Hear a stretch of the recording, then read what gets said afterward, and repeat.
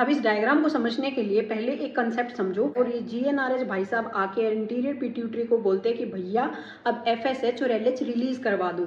भाई ने बोला है करने का मतलब करने का।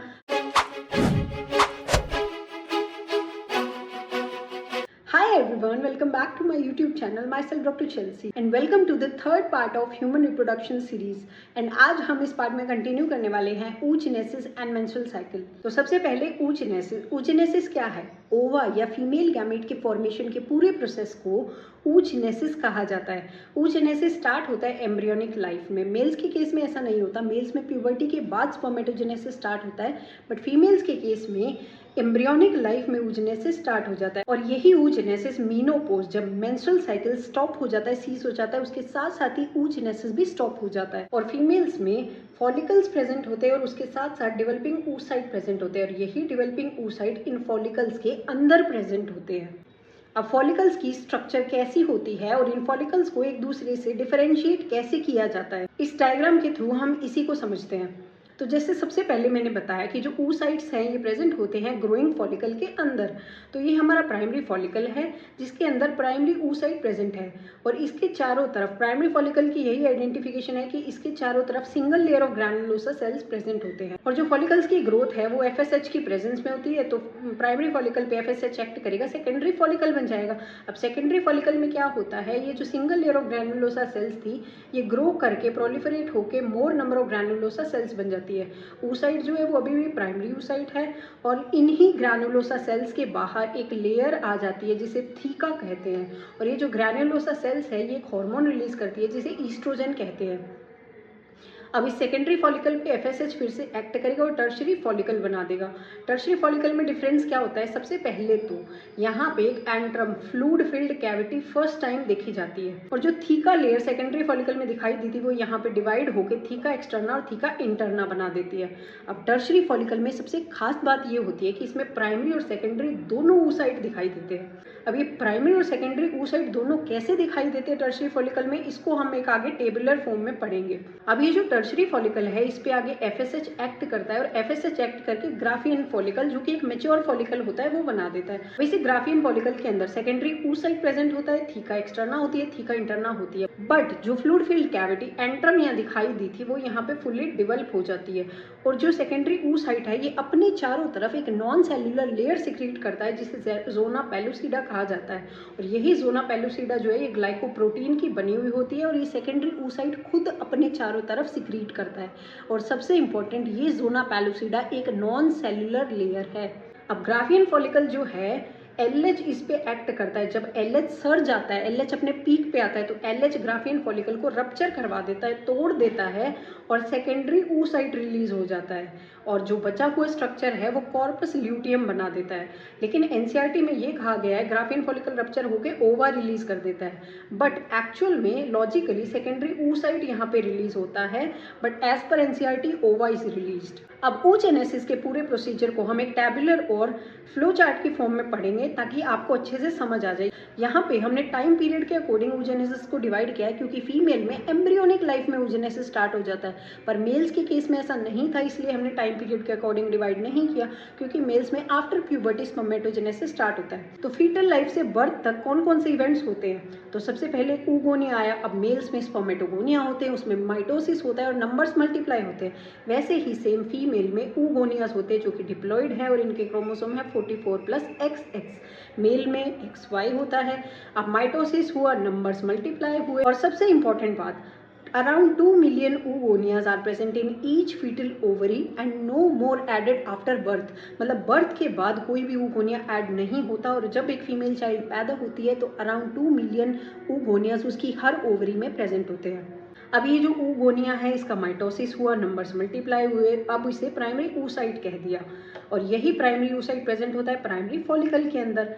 अब इस प्राइमरी oocyte के अंदर मियोसिस 1 स्टार्ट तो होता है, रिडक्शनल डिवीजन स्टार्ट होता है, बट वो अरेस्ट हो जाता है, कंप्लीट नहीं हो पाता।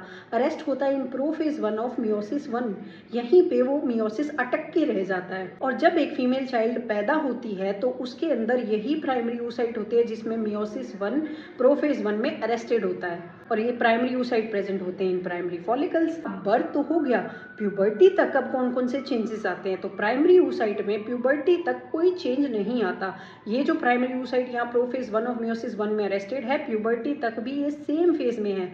बट होता क्या है, जब एक फीमेल चाइल्ड पैदा होती है तो there are million of primary follicles with primary oocyte arrested in prophase 1 of meiosis 1। Puberty आते आते यही मिलियंस ऑफ प्राइमरी फॉलिकल्स है विद प्राइमरी oocyte, इनका नंबर 60 to 80,000 ही रह जाता है इन ईच ओवरी। जो millions of primary follicles with primary oocyte present थे फीमेल में ड्यूरिंग चाइल्ड बर्थ, वो अब प्यूबर्टी आते आते 60 to 80,000 ही बच जाते हैं और बाकी के फॉलिकल्स डीजेनरेट हो जाते हैं, उन फॉलिकल्स की डेथ हो जाती है और इसी फॉलिकुलर डेथ को फॉलिकुलर अट्रेशिया कहा जाता है। अब जब फीमेल में प्यूबर्टी आती है तो प्यूबर्टी से मीनोपोज तक, क्योंकि oogenesis मीनोपोज तक ही होता है, तो प्यूबर्टी से मीनोपोज तक कौन कौन से चेंजेस आते हैं? अब प्यूबर्टी आई तो GnRH, FSH, LH इन हार्मोन्स का लेवल बढ़ेगा। अब FSH का लेवल बढ़ेगा तो FSH एक्ट करेगा प्राइमरी फॉलिकल से, सेकेंडरी बना, सेकेंडरी पे FSH एक्ट करेगा, टर्शरी फॉलिकल बना। अब ये जो टर्शरी फॉलिकल है इसमें हमने कहा था कि प्राइमरी और सेकेंडरी दोनों oocyte प्रेजेंट होते हैं। तो अब इस टर्शरी फॉलिकल में क्या होता है कि जो प्राइमरी oocyte है वो अरेस्टेड है प्रोफेज 1 ऑफ मियोसिस 1 में, लेकिन प्यूबर्टी के टाइम पे ये मियोसिस 1 कंप्लीट होता है और जैसे ही मियोसिस 1 कंप्लीट होता है रिडक्शनल डिवीजन होता है, 2 हैप्लॉइड सेल्स बनते हैं। मेल के केस में दोनों सेल्स इक्वल साइज के बने थे, बट फीमेल के केस में ऐसा नहीं होता। जैसे ही टर्शरी फॉलिकल के अंदर मियोसिस 1 कंप्लीट हुआ प्यूबर्टी के टाइम पे, तो एक अनइक्वल साइटोप्लाज्मिक डिवीजन होता है जिससे एक स्मॉल हैप्लॉइड पोलर बॉडी बनती है जिसे फर्स्ट पोलर बॉडी कहा जाता है और एक लार्ज हैप्लॉइड सेकेंडरी oocyte बनता है जिसकी प्लॉइडी होती है 22+X। अब ये अनइक्वल साइटोप्लाज्मिक डिवीजन क्यों हुआ? इसका रीजन ये है ताकि ओवम में ज्यादा से ज्यादा साइटोप्लाज्म रिटेन कर सकें, क्योंकि स्पर्म के पास कोई साइटोप्लाज्म नहीं होता, इसलिए ओवा को मैक्सिमम साइटोप्लाज्म चाहिए और यही मैक्सिमम साइटोप्लाज्म रिटेन करने के लिए ये अनइक्वल साइटोप्लाज्मिक डिवीजन होता है। मियोसिस 1 के बाद मियोसिस 2 स्टार्ट होता है। मियोसिस 2 भी एक बार फिर से अरेस्ट हो जाता है इन मेटाफेज सेकंड ऑफ मियोसिस 2। पहले अरेस्ट होता है प्रोफेज 1 ऑफ मियोसिस फर्स्ट, अब ये अरेस्ट होता है मेटाफेज 2 ऑफ मियोसिस सेकंड। अभी जो सेकेंडरी oocyte है ये प्रेजेंट है ग्राफियन फॉलिकल के अंदर। अब जब LH का सर जाएगा तो ये ग्राफियन फॉलिकल LH की प्रेजेंस में रप्चर हो जाएगा और ये सेकेंडरी oocyte को रिलीज कर देगा। अब ये सेकेंडरी oocyte रिलीज हुआ अरेस्टेड फेज में। जैसे ही इस सेकेंडरी oocyte को स्पर्म के कांटेक्ट मिलता है, स्पर्म के कांटेक्ट में आने से ये सेकेंडरी oocyte अपना मियोसिस 2 कंप्लीट करता है और फिर से एक अनइक्वल डिवीजन होता है जिससे सेकेंड पोलर बॉडी बनती है और एक लार्ज हैप्लॉइड ओवम बनता है। और यही रीजन है कि हमने कहा कि ग्राफियन फॉलिकल से सेकेंडरी oocyte रिलीज होता है। पर एनसीईआरटी में ऐसा कहा गया है कि ovum is release from the Graafian follicle, but actual में लॉजिकली सेकेंडरी oocyte रिलीज होता है। अभी कुछ डेफिनेशंस है। फॉलिकुलर अट्रेशिया, फॉलिकल्स की डेथ होना फॉलिकुलर अट्रेशिया कहा जाता है। जैसे जैसे एक फीमेल ग्रो करती है एज के साथ साथ फॉलिकल्स डीजेनरेट होने लग जाते हैं, तो इसीलिए कहते हैं कि जैसे जैसे वीमेन की एज बढ़ती है वैसे वैसे नेचुरली कंसीव करने के, प्रेगनेंसी के चांसेस कम हो जाते हैं क्योंकि फॉलिकल्स डीजेनरेट होते जा रहे हैं। ओव्यूलेशन क्या होता है? ग्राफियन फॉलिकल रप्चर होता है, सेकेंडरी oocyte रिलीज होता है। As per NCERT ovum release कहा गया है। और अनइक्वल साइटोप्लाज्मिक डिवीजन क्यों होता है? To retain lot of cytoplasm for future zygote. Ovum को ootyte भी कहा जाता है। मेंस्ट्रुअल साइकिल क्या होता है? मेंस्ट्रुअल साइकिल क्या है? एक रिप्रोडक्शन साइकिल है इन फीमेल प्राइमेट मैमल्स जैसे कि एप्स, ह्यूमंस। मिनार्के कहा जाता है starting of menstrual cycle. Puberty के टाइम पे GnRH, FSH, LH इन हार्मोन्स का लेवल बढ़ता है और मेंस्ट्रुअल साइकिल स्टार्ट होता है। मीनोपोज होता है जब मेंस्ट्रुअल साइकिल स्टॉप या सीज हो जाए अराउंड 50 ईयर्स ऑफ एज, और मीनोपोज के टाइम पे oogenesis भी स्टॉप हो जाता है। अब जैसे जैसे फीमेल में मेंस्ट्रुअल साइकिल चलता है, साथ ही साथ फीमेल बॉडी में अलग अलग जगह अलग अलग इवेंट्स चलते रहते हैं। अब ओवरी में इवेंट्स होते हैं follicular phase, ovulation phase, luteal phase, और यूट्रस में होता है menstrual phase, proliferative phase and secretory phase. अब मेंस्ट्रुअल साइकिल के इवेंट्स को समझने से पहले हमें ये हार्मोन कंट्रोल समझना होगा ताकि हम आगे के कंसेप्ट्स क्लियर कर पाएं। अब प्यूबर्टी के टाइम पे होता क्या है, जो ये हाइपोथैलेमस है ये GnRH रिलीज करता है और ये GnRH भाई साहब आके इंटीरियर पिट्यूटरी को बोलते हैं कि भैया अब FSH और LH रिलीज करवा दो। भाई ने बोला है करने का, मतलब करने का। अब जैसे ही हमारे एंटीरियर पिट्यूटरी FSH और LH रिलीज कराएगी, तो अब इनका काम क्या होता है, हमारे जो FSH भाई साहब हैं ये क्या करेंगे, ये फॉलिकल्स की ग्रोथ कराएंगे। जैसे प्राइमरी से सेकेंडरी फॉलिकल बना, सेकेंडरी से टर्शियरी फॉलिकल बना। अब ये ग्रोथ कैसे करवाते हैं, ये जो FSH है ये ग्रैन्युलोसा सेल्स पे एक्ट करता है और ग्रैन्युलोसा सेल्स पे एक्ट करके उन ग्रैन्युलोसा सेल्स को डिवाइड करवाता है और यही ग्रैन्युलोसा सेल्स ईस्ट्रोजन सिक्रीट करती है।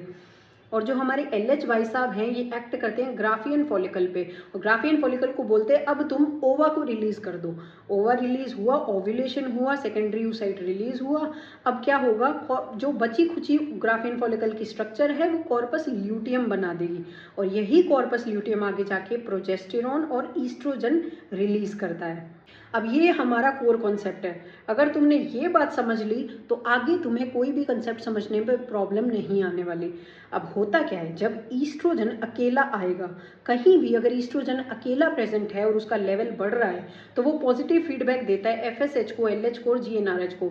ईस्ट्रोजन अकेला है तो वो अपनी सेल्फ इमेज खराब नहीं करेगा, वो डिप्लोमेटिक बिहेवियर करेगा कि वो भाईचारा दिखाएगा कि मैं बढ़ रहा हूँ तो सब बढ़ो, समाज सेवा करेगा कि खुद बढ़ रहा है तो औरों को भी पॉजिटिव इम्पैक्ट डालेगा, सबको बढ़ाएगा। लेकिन यही हमारे ईस्ट्रोजन भाई साहब जब प्रोजेस्टेरॉन के साथ मिल जाएंगे तो अपने दोस्त के साथ मिलके ये बाकियों को नीचा दिखाएंगे और नेगेटिव फीडबैक देंगे कि बस तुम रुक जाओ। तो ये प्रोजेस्टेरॉन और ईस्ट्रोजन मिलके FSH, LH, GnRH इन सबको नेगेटिव फीडबैक देंगे। अब इसी कंसेप्ट के थ्रू हम इस पूरे डायग्राम को, पूरे मेंस्ट्रुअल साइकिल को अच्छे से समझते हैं। अब क्योंकि एक ये साइकिल है तो इसको आगे पीछे कहीं से भी शुरू करो ये उसी पॉइंट पे आ जाएगा वापस। यहाँ पे हमने यूट्राइन इवेंट शो किए हैं, यहाँ ओवेरियन इवेंट शो किए हुए हैं। ये यूट्रस की वॉल है, ओवेरियन हॉर्मोन्स है, यहाँ ओवरी के फॉलिकल्स है और ये पिट्यूटरी हॉर्मोन्स। अब इस डायग्राम को समझने के लिए पहले एक कंसेप्ट समझो कि ये जो कॉर्पस ल्यूटियम है ये साइकिल के एंड में डीजनरेट हो जाता है और यही कॉर्पस ल्यूटियम क्या होता है, प्रोजेस्टेरॉन और ईस्ट्रोजन रिलीज करता है। अब प्रोजेस्टेरॉन और ईस्ट्रोजन क्या करते हैं, ईस्ट्रोजन तो यूट्रस की वॉल का फॉर्मेशन करवाता है और प्रोजेस्टेरॉन उसी वॉल को मेंटेन करता है। अब कॉर्पस ल्यूटियम क्योंकि डीजनरेट हो जाता है साइकिल के एंड में तो प्रोजेस्टेरॉन ईस्ट्रोजन रिलीज नहीं होंगे, ये रिलीज नहीं हुए तो ये वॉल जो है वो ब्रेक हो जाएगी क्योंकि इस वॉल को मेंटेन करने वाला ही कोई नहीं बचा। तो साइकिल की शुरुआत कहाँ से होती है, मेंस्ट्रुअल फेज से। जैसे ही वॉल ब्रेक हुई, ब्लीडिंग फेज हुआ। अब यहाँ पे हमने एक 28 डेज का साइकिल लिया, एक स्टैंडर्ड। वैसे तो फीमेल्स में मेंस्ट्रुअल साइकिल वैरी करता है, 30 डेज का भी हो सकता है, 32 डेज का भी हो सकता है, पर एक स्टैंडर्ड समझने के लिए हमने 28 डेज का साइकिल यहाँ लिया है। अब यूट्रस की वॉल ब्रेक हुई, मतलब ये ब्लीडिंग फेज हुआ 1 से 5 दिन। अब ये वैरी करता है फीमेल टू फीमेल, ये 2 दिन का भी हो सकता है, 3 दिन का भी हो सकता है, 5, 7 इतने दिन का ये हो सकता है। Female to female it varies. अब ये यूट्रस की वॉल ब्रेक हो गई, ब्लीडिंग फेज स्टार्ट हो गया और ईस्ट्रोजन और प्रोजेस्टेरॉन का लो लेवल था क्योंकि कॉर्पस ल्यूटियम डीजनरेट हो गया, इनको सिक्रीट करने वाला ही कोई नहीं बचा, तो ये शुरू में लो लेवल था। पर हमने हमारे कोर कॉन्सेप्ट में यही पढ़ा था कि ये दोनों एक साथ होते हैं तो ये नेगेटिव फीडबैक देते हैं LH, FSH और GnRH को। लेकिन अब ईस्ट्रोजन प्रोजेस्टेरॉन दोनों ही नहीं है तो LH भी बढ़ेगा और FSH भी बढ़ेगा। अब FSH जब बढ़ेगा, FSH का बढ़ता हुआ लेवल स्टिमुलेट करेगा ओवरी के फॉलिकल्स को, इनकी ग्रोथ करवाएगा और जैसे जैसे ओवरी में फॉलिकल्स ग्रो करेंगे ये ईस्ट्रोजन रिलीज करेंगे। जो फॉलिकल्स के ग्रैन्युलोसा सेल्स होते हैं ईस्ट्रोजन रिलीज करते हैं तो धीरे धीरे ईस्ट्रोजन का लेवल बढ़ने लग जाएगा और जैसे ये ग्राफियन फॉलिकल एक मैच्योर फॉलिकल बनेगा ये मैक्सिमम ईस्ट्रोजन रिलीज करता है और इसी ग्राफियन फॉलिकल के मैक्सिमम ईस्ट्रोजन रिलीज करने की वजह से ईस्ट्रोजन की एक पीक देखने मिलेगी। इतना एस्ट्रोजन ये रिलीज कर देता है ग्राफियन फॉलिकल की ईस्ट्रोजन की पीक आ जाती है। और हमने अपने कंसेप्ट में ये पढ़ा था कि ईस्ट्रोजन जब अकेला अपनी पीक पे आता है तो वो पॉजिटिव फीडबैक देता है LH और FSH को। तो इसी ईस्ट्रोजन की पीक की वजह से FSH और LH की भी एक पीक दिखाई देती है जिसे FSH एंड LH सर्ज कहा जाता है और LH की जैसे ही सर्ज आएगी, LH का एकदम से लेवल बढ़ा तो यही LH ग्राफियन फॉलिकल पे एक्ट करेगा, इसे रप्चर करा के सेकेंडरी oocyte रिलीज करा देगा और जो रिमेनिंग स्ट्रक्चर है ये LH उस पर एक्ट करके उससे कॉर्पस ल्यूटियम का फॉर्मेशन कर देगा। अब हमारे कॉर्पस ल्यूटियम जो भाई साहब हैं, नए नए ताज़ा ताज़ा जो बने हैं, ये क्या करते हैं, प्रोजेस्टेरॉन और ईस्ट्रोजन रिलीज करते हैं और यही प्रोजेस्टेरॉन ईस्ट्रोजन की वजह से यहाँ प्रोजेस्टेरॉन और ईस्ट्रोजन दोनों की पीक दिखाई देगी। प्रोजेस्टेरॉन की एक काफ़ी बड़ी पीक आती है। तो अब ईस्ट्रोजन ने हमारी यूट्राइन वॉल बनाई, प्रोजेस्टेरॉन इस वॉल को मेंटेन करेगा। और जब प्रोजेस्टेरोन ईस्ट्रोजन दोनों एक साथ आ गए तो हमने हमारे कॉन्सेप्ट में पढ़ा था कि ये दोनों भाईचारे में बाकी सबको नीचा दिखाते हैं, मतलब कि FSH और LH दोनों को नेगेटिव फीडबैक देंगे और इनके प्रोडक्शन को कम कर देंगे, इनहिबिट कर देंगे। अब जैसे ही प्रोजेस्टेरोन ईस्ट्रोजन ने LH FSH को नेगेटिव फीडबैक दिया, मतलब LH और FSH का प्रोडक्शन इनहिबिट हो गया। अब जो LH जिसने इस कॉर्पस ल्यूटियम को बनाया था, यही LH इस कॉर्पस ल्यूटियम को मेंटेन भी करता है। अब ये जो हमारे कॉर्पस ल्यूटियम भाई साहब हैं, ये है मंदबुद्धि। इन्होंने जिस थाली में खाया उसी में छेद कर दिया, अपनी ही पीठ में छुरा घोंप दिया। कैसे? इस कॉर्पस ल्यूटियम ने प्रोजेस्टेरोन ईस्ट्रोजन दोनों रिलीज कराए। अब ये दोनों जब मिलते हैं, ये नेगेटिव फीडबैक देते हैं LH को। अब LH जो है उसका प्रोडक्शन इनहिबिट हो गया। जब LH ही नहीं बचा तो कॉर्पस ल्यूटियम को मेंटेन कौन करेगा? LH ने कॉर्पस ल्यूटियम को बनाया था, वही इसे मेंटेन कर रहा था। जब LH ही नहीं बचा तो ये कॉर्पस ल्यूटियम डीजेनरेट हो जाता है। और जो प्रोजेस्टेरोन ईस्ट्रोजन है, जैसे मैंने बताया कि ईस्ट्रोजन इस यूट्रस की वॉल को बनाता है, प्रोजेस्टेरोन मेंटेन करता है, और यही प्रोजेस्टेरोन ईस्ट्रोजन इस यूट्रस की वॉल को सिक्रीटरी और ग्लैंडुलर बना देते हैं। अब जब कॉर्पस ल्यूटियम ही नहीं बचा, मतलब प्रोजेस्टेरोन ईस्ट्रोजन को सिक्रीट करने वाला ही कोई नहीं, मतलब कि यूट्रस की वॉल ब्रेक हो जाएगी और फिर से ब्लीडिंग फेज स्टार्ट हो जाएगा और एक नया साइकिल फिर से स्टार्ट हो जाएगा। अब यूट्रस में शुरू में ब्लीडिंग फेज को मेंस्ट्रुअल फेज कह दिया। ईस्ट्रोजन की प्रेजेंस में यूट्राइन की वॉल जो है वापस प्रोलिफरेट हो रही है, फॉर्म हो रही है, जिसे प्रोलिफरेटिव फेज कह दिया। यहाँ पे ओव्यूलेशन के बाद ये जो यूट्रस की वॉल है, ये ग्लैंडुलर और सिक्रीटरी हो जाती है due to presence of progesterone and oestrogen, ताकि इम्प्लांटेशन हो सके एम्ब्रियो का। और ओवरीज में क्या है, यहाँ पे फॉलिकल्स की ग्रोथ हो रही है, इसी वजह से इसे फॉलिकुलर फेज कह दिया। यहाँ पे ओव्यूलेशन हो रहा है, ग्राफियन फॉलिकल रप्चर होकर सेकेंडरी oocyte रिलीज कर रहा है 14th डे पे, इसलिए इसे ओव्यूलेशन कह दिया। और यहाँ पे कॉर्पस ल्यूटियम बना है ओव्यूलेशन के बाद, इसलिए इस फेज को ल्यूटियल फेज कहा जाता है। अब थ्योरेटिकली देखते हैं, मेंस्ट्रुअल साइकिल 28 डेज का इवेंट है, बट ये फीमेल टू फीमेल वेरी भी करता है। हमने एक स्टैंडर्ड वैल्यू कंसीडर की है। पहला फेज आता है मेंस्ट्रुअल ब्लीडिंग फेज, जिसमें एंडोमेट्रियम ब्रेक होती है, 1 से 5 दिन चलता है, but it can vary female to female. यहाँ कोई कॉर्पस ल्यूटियम नहीं है पिछले साइकिल का, इसलिए प्रोजेस्टेरोन ईस्ट्रोजन नहीं होंगे, वॉल्स ब्रेक हो जाएगी। अब अगली फेज है प्रोलिफरेटिव या फॉलिकुलर फेज। प्रोलिफरेटिव कहा गया यूट्रस के लिए, क्योंकि यूट्राइन एंडोमेट्रियम प्रोलिफरेट होकर नई वॉल बना रही है, और फॉलिकुलर फेज कहा गया ओवरी में, क्योंकि वहाँ फॉलिकल्स ग्रो कर रहे हैं। 6th to 13th डे तक ये फेज चलता है, but it can very proliferative phase, क्योंकि uterine endometrium forms under oestrogen. अब जो ग्रोइंग फॉलिकल्स है ओवरी में, यही ईस्ट्रोजन को सिक्रीट कर रहे हैं, और फॉलिकल्स जो है ये FSH की प्रेजेंस में ग्रो कर रहे हैं। अब अकेला ईस्ट्रोजन है तो कोई नेगेटिव फीडबैक भी नहीं। अब कोई कॉर्पस ल्यूटियम अभी तक बना नहीं है तो प्रोजेस्टेरोन ईस्ट्रोजन भी नहीं, ये दोनों नहीं है तो कोई नेगेटिव फीडबैक भी नहीं, इसीलिए फॉलिकल्स ग्रो कर रहे हैं। अगली है ओव्यूलेटरी फेज, जो 14th डे को आती है। ग्राफियन फॉलिकल रप्चर होता है, LH सर्ज की वजह से ओव्यूलेशन हो जाता है। ग्राफियन फॉलिकल सिक्रीट करता है हाईएस्ट ईस्ट्रोजन, जिसकी वजह से ईस्ट्रोजन की पीक आती है, और ईस्ट्रोजन जब अकेला पीक पे आता है तो LH FSH का पॉजिटिव फीडबैक जाएगा और LH और FSH की सर्ज आ जाएगी। और लास्ट फेज है सिक्रीटरी या ल्यूटियल फेज। सिक्रीटरी इसलिए क्योंकि यूट्रस की वॉल सिक्रीटरी और ग्लैंडुलर हो जाती है, ल्यूटियल क्योंकि कॉर्पस ल्यूटियम का फॉर्मेशन होता है ओवरी में, कॉर्पस ल्यूटियम बना इसलिए ल्यूटियल फेज का।